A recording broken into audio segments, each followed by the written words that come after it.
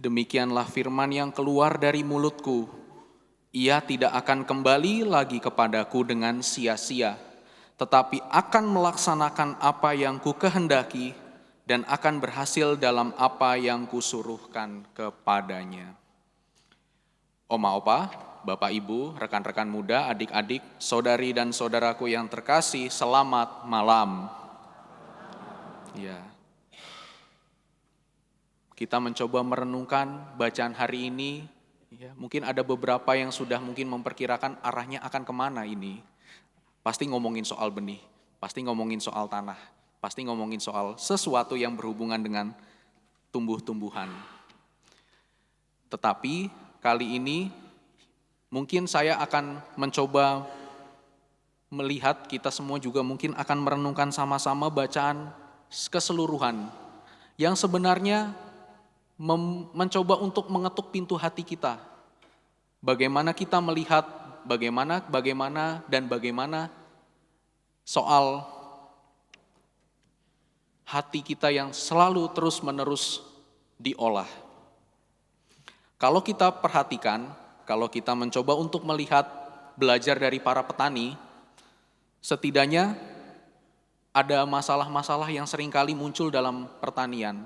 Saya tidak ahli dalam hal pertanian, jelas, saya perkebunan juga tidak cukup terlalu awam, tetapi saya mencoba untuk setidaknya merefleksikan agak lebih dalam lagi, bahwa setidaknya ada beberapa hal yang mungkin kita perlu perhatikan juga, terlebih juga dalam kesempatan ini juga belajar untuk melihat, mengenal, dan merawat lingkungan alam kita, ya, yang saat ini juga semakin bergerak dalam keuskupan kita.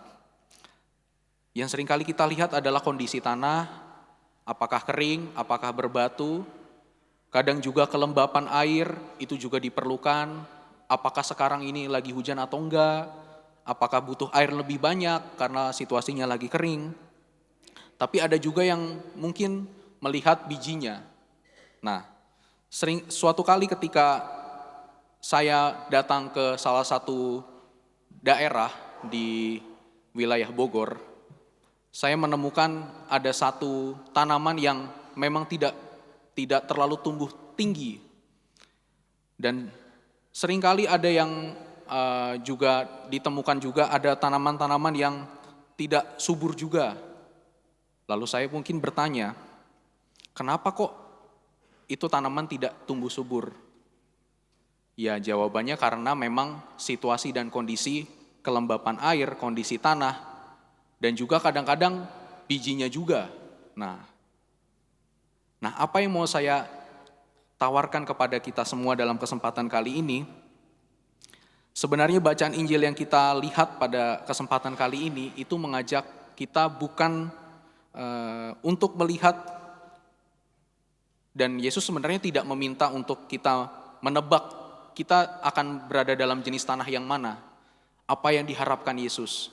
Yesus sama sekali tidak eksplisit berbicara mengenai kamu harus menjadi tanah yang subur. Tidak. Tetapi di sini Yesus menawarkan beberapa kondisi-kondisi tanah yang kemudian dihubungkan dengan kondisi hati kita sendiri. Yesus tidak meminta untuk menebak, tetapi justru mengajak untuk melihat diri kita sendiri.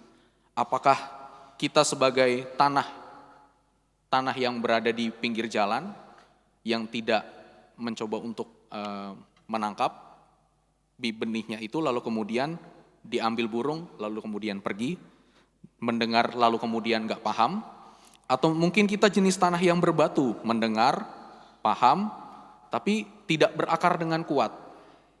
Atau mungkin kita juga memiliki hati yang berada dalam semak-semak duri. Kita merasa khawatir, kita merasa aduh, dan aduh, ya. Atau pada akhirnya kita menjadi tanah yang subur. Kita mendengar, kita paham, dan mampu mengakarkan diri kita sampai pada akhirnya berbuah. Dan memang kondisi hati ini macam-macam, ya. Kadang ada juga kondisi hati yang seringkali membuat kita melihat apakah memang jangan-jangan yang salah itu bukan hatinya, tapi Tuhan sendiri. Kadang kita juga memulai menembak Tuhan ya, tanda kutip menembak Tuhan, nuduh Tuhan gitu ya. Karena seringkali kita mengalami kesulitan, tantangan, masalah yang seringkali hadir di dalam hidup kita. Namun kalau saya mencoba melihat dari bacaan pertama, justru sebenarnya bukan bijinya yang salah. Dalam bacaan pertama justru Allah yang kemudian disampaikan dalam nubuat Yesaya, Allah itu enggak henti-hentinya bersabda melalui hidup kita. Bayangkan saja kalau penggambaran Yesaya itu ada, ya, kita coba bayangkan biji sudah ditaruh, hujan pun ada, ya bahkan sampai pada akhirnya dijanjikan akan memperoleh benih bagi para petani, akan memperoleh roti bagi orang-orang miskin yang sehingga kita bisa memberikannya.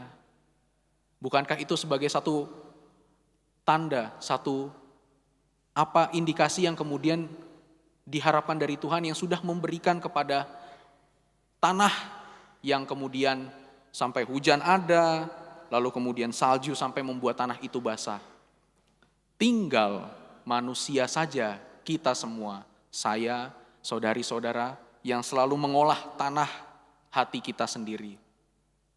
Gak gampang untuk mengolah tanah hati kita. Gak gampang kita mencoba untuk terus bertekun, terus mencoba untuk menjalani hidup yang tidak mudah. Dan inilah yang kemudian diwartakan oleh Paulus dalam bacaan kedua. Bahwa kunci untuk menumbuhkan benih adalah bagaimana kita hidup bersabar dalam pengharapan. Saya teringat dalam satu kesempatan berjumpa dengan salah seorang Romo Yesuit. Saya ketika diajak untuk bertanya mengenai kehidupan doa, sebenarnya doa itu apa sih tujuannya? Dan Romo ini kemudian menjawab, doa itu bukan semata-mata kita minta seolah-olah transaksional. Tapi justru dengan doa, kita menemukan dua kunci yang utama. Yang pertama kita diajak untuk sabar. Dan yang kedua kita diajak untuk tetap bertekun. Nah, bagaimana dalam kehidupan kita, ketika kita dalam situasi yang tidak mudah, berada di dalam keluarga, berada di dalam pekerjaan ataupun pendidikan, apakah kita mampu untuk terus tetap setia? Apakah kita mampu mau mengolah hati kita?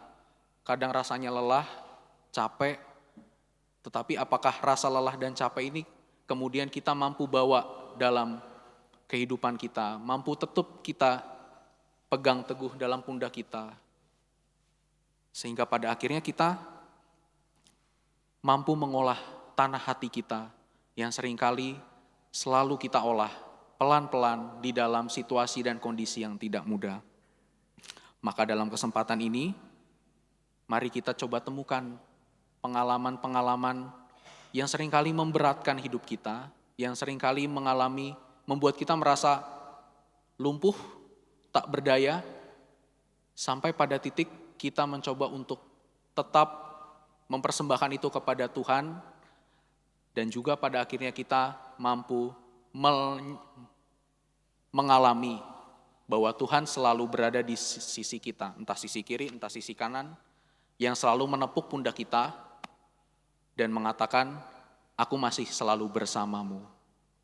Untuk itulah kita terus tetap setia, mencoba untuk menemukan roh Tuhan yang selalu menemani mengolah tanah hati kita.